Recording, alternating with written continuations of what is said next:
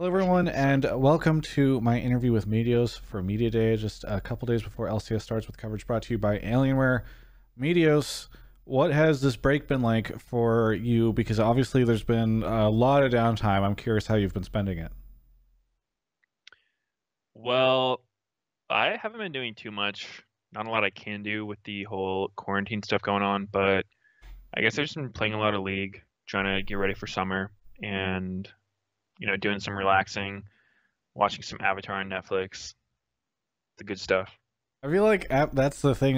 People have told me two things three things. I've heard from players that they're getting haircuts from their teammates, that they're playing Warcraft 3 custom maps, and that they are watching Avatar on Netflix. So I guess this is the way most people have been spending their break. Hmm. Yeah, I haven't done the first two. Okay. I haven't got a haircut since quarantine. I'm getting real shaggy, Yeah. but yeah, Avatar is a banger for sure.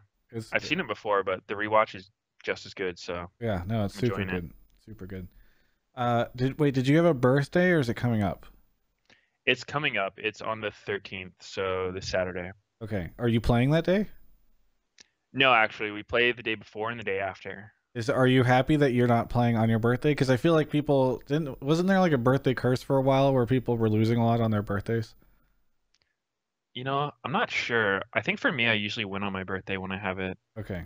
but I think maybe I could play like a psychological game on the other team. Maybe they won't try as hard if it's my birthday because, you know, we're we're so designed to want to make people feel good on their birthday, and the other team's not going to want to beat me and make me feel bad on my It's like a birthday. So, subconscious thing, yes. yeah, it gets right into their brain So on you the should have everybody say that it's your birthday on Friday or wish you happy birthday then, and then perhaps that'll mess with your opponents. That's dishonest, though. I can't do that. Oh, okay. Okay, good. You're such a stand-up man. What what have you thought of all the roster changes that we've seen during the break? Because a lot of the different teams did a lot of different stuff. Obviously there was a very high-profile one, but I don't know if you have any thoughts on any of the ones that you've seen. Well, like you said, double plug going back to TSM is pretty big. Probably the biggest one, I would say. And it kind of makes sense. It kind of felt like that was going to happen toward the end of spring, just intuition. And it makes a lot of sense. So I think on paper that can benefit both teams, but we're going to have to wait and see how it goes. I don't even know what other roster changes there were. There was Demonte to Golden Guardians, which Demonte seemed to Golden Guardians. We've Hooney is now over on EG, though obviously he's not playing. Immortals and Dignitas seem like they're doing a bunch of weird stuff, and nobody really right. knows what they're gonna play. I'm trying to think if there's any other really notable ones, but I think those are the ones that stand out in my mind. Yeah, I don't know, honestly. A lot of the roster changes don't seem like clear upgrades or downgrades. They're just kind of different. And sometimes that's what you need on teams. I try to not speculate too much on how they're going to go because I really feel like in teams, just so much random stuff can affect how well a team does, like just natural chemistry or um, like, just the way the personalities go together, which I guess is chemistry. Right.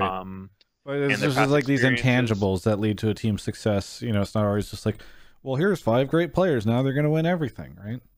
Right. Sometimes it happens. Like if you look at C9, I think they just kind of took as good of players as they could in every role, and it's worked out really well. But there have been other teams which seem like super teams on paper, but then just flopped pretty hard. Yeah. So I'm not sure. Hopefully their roster changes make all the other teams bad, so we make it to Worlds. Hey, Papa Smithy was in the Hotline League Twitch chat last night when we were talking about Dignitas and how it was kind of strange to some of us that they made so many changes after they had gone to Worlds to their roster.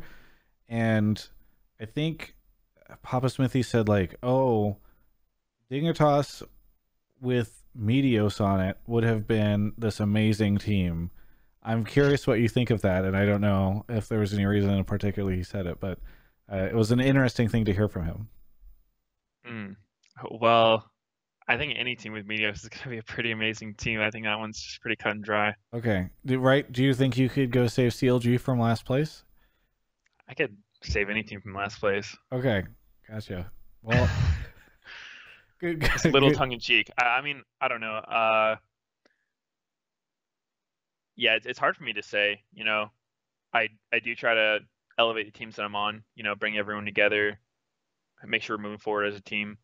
So I'd like to believe any team I'm on is not going to be last place, but sometimes teams can be kind of hard.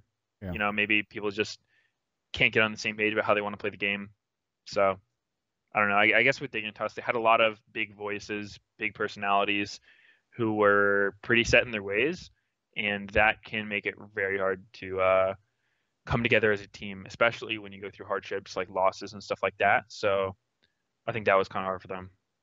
Hey, I'm kind of curious. There's been a discussion, I think, about players retiring since Uzi announced his retirement. There's rumors that Xmithy won't be starting on Immortals. You would play for a very long time, and I'm trying. Are there any other of the original C9 lineup that are still competing? I think they've all stopped, right? Lemon, High, Sneaky. You're the last standing member. So what? Do you ever think about this, or do you feel like you're an old man in this league now, or this ancient veteran? I don't know.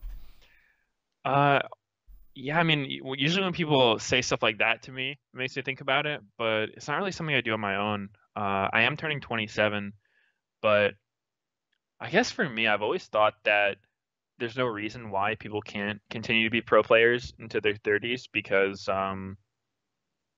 I feel like before the only thing stopping them was the amount of time you had to play the game. I really believe that if you just keep practicing, I think that no matter what your age is, if you don't practice and you don't care about the game, you're probably not going to be very good at it. So there definitely are some players who get burnt out or they find other interests and they just don't care about league as much. Yeah. But for me, I've always just really enjoyed the game. I think it's super fun. Solo queue can be pretty shit, especially nowadays, but scrims are always fun. The team camaraderie is something that I really enjoy. So I want to keep playing, you know, play for it as long as I can. And I do believe sort of. Did you ever watch The Last Dance, the Michael Jordan doc? No, I have not yet, but I know everybody else did, so I feel bad Yeah, for not having seen it. that was a really good one too that I watched. But he sort of talks about like, Michael Jordan had a pretty long career where he went from one of the youngest guys to, one of the older guys near the end. And he talked about how like his mental game evolved so much. And so that was a huge advantage to him when he was older. And I kind of feel like the same way. I feel like a lot of the experiences that I've had just sort of help me deal with situations, whether it's just a situation I've seen before a while ago, or just knowing that even when I see new stuff, it's just easier to know like, okay, yeah, I'll get past this. I've got past so much other stuff before. So yeah, I'd like to keep playing.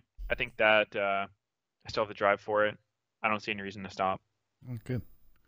Was there anything that you want to say to any of the fans out there? Because we're unfortunately out of time. Oh, yeah, root for us. We need your help to get to Worlds.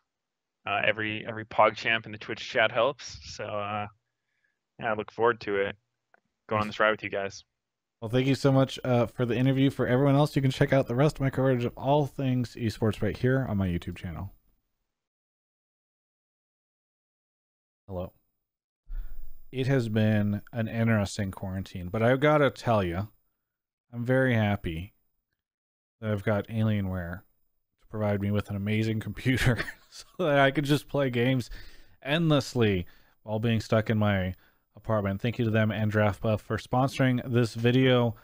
But I gotta say, go check out alienware.com/Travis. There's a link in the description below and use Travis 10 off Q2. That's right, we added Q2 at the end of it just to make sure you're still paying attention.